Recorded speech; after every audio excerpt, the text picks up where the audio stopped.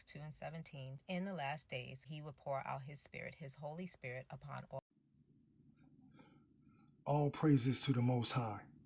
Acknowledgement to the earthly mother, who is wisdom, whom some call Sophia, and our brother Yahweh Shah. Mishpachah, this is how the true Holy Spirit works. This is how she works.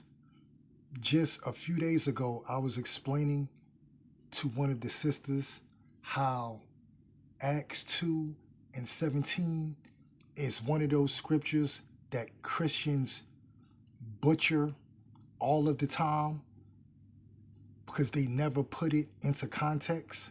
So let's put it into context. Now, Acts 2:17. And it shall come to pass in the last days, saith the Most High, I will pour out my spirit upon all flesh, and your sons and your daughters shall prophesy, and your young men shall see visions, and your old men shall dream dreams. 18. And on my servants and on my handmaidens I will pour out in those days of my spirit, and they shall prophesy. So when you read it this way, out of context, because we are in the latter days, I'm not disputing that. But when you read it out of context, you're basically stating that in the last days, your sons and daughters are going to prophesy, and your young men shall see visions. But notice how these Christians never tell you why. Now let's go to verse 16. Prior to 17. But this is that which was spoken by the prophet Joel. Now see, they never deal with the law and the prophets. Now let's go to Joel chapter 2 and actually read what it says in context. Now I'm going to have to read the whole chapter or the majority of the chapter just to make it plain on tables.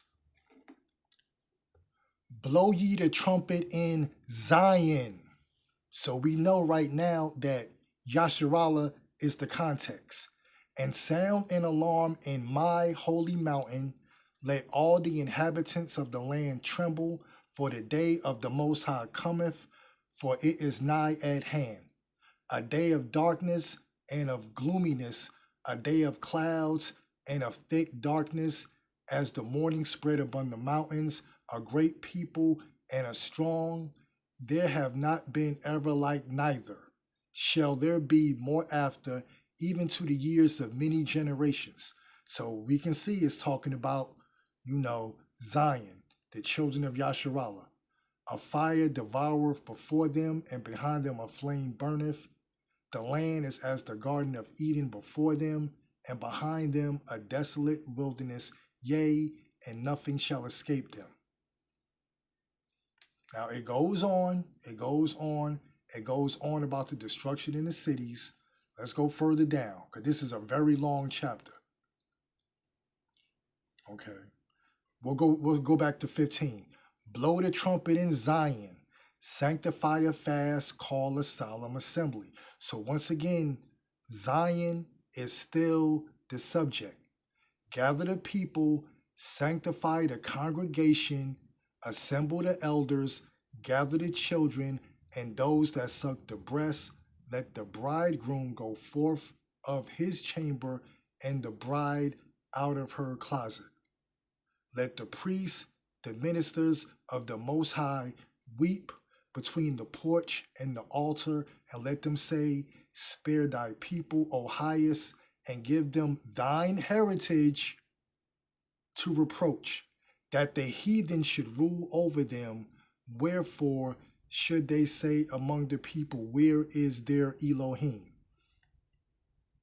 And then 18, it goes and says that the Most High will be jealous for his land and pity his people. That's the valley of Jehoshaphat. That's prophecy, so that Zion can get justice. You can read that in the pseudepigrapha, because they took it out of the Old Testament verbatim. Now we read further down. Let's make the point. Okay.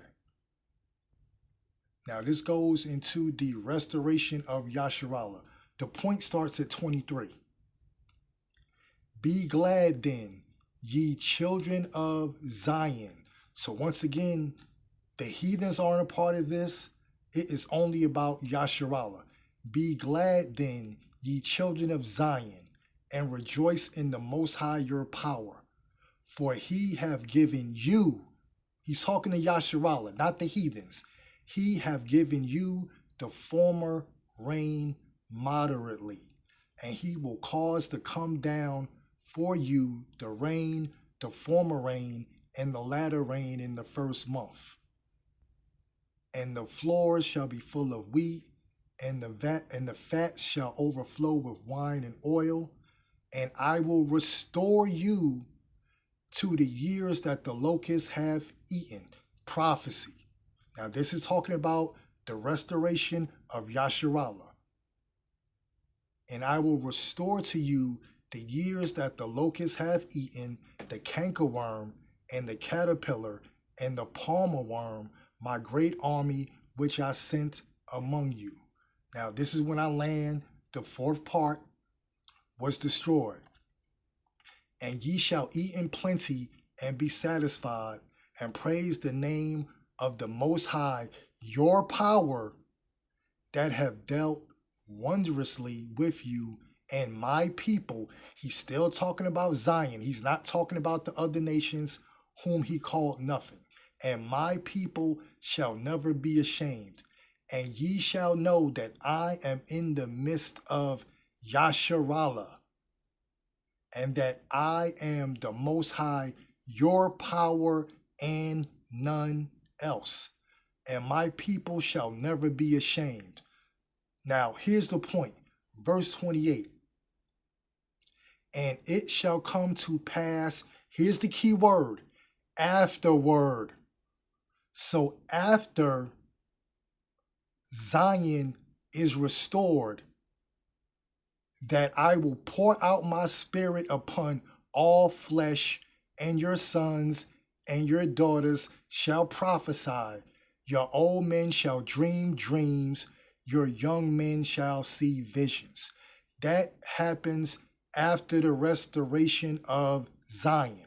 So all of these people out here saying, oh, I'm here to prophesy a word, and the Lord gave me this, and I had a dream. They are being deceived by demons. And the Coptic apocalypse of Peter makes that clear. I need to read it again. And it shall come to pass afterward that I will pour out my spirit upon all flesh, and your sons and your daughters shall prophesy, your old men shall dream dreams, your young men shall see visions, and also upon the servants and upon the handmaids in those days will I pour out my spirit. And I will show wonders in the heavens and in the earth, blood and fire and pillars of smoke. The sun shall be turned into darkness, and the moon into blood, before the great and terrible day of the Most High come. And it shall come to pass that whosoever shall call on the name of the Most High. Now that whosoever, we already know is talking about Yasharallah only. We already know that. That whosoever shall call on the name of the Most High shall be delivered, for in Mount Zion and in Yasharallah shall be deliverance. Now who are we getting delivered from? Our enemies. Psalms 83. And the Most High have said, and in the remnant whom the Most High shall call. So Acts 2 and 17 doesn't happen until Yasharallah is restored, according to the prophet Joel. Yeah, they really take that one out of context. All praises to the Most High. Shalom.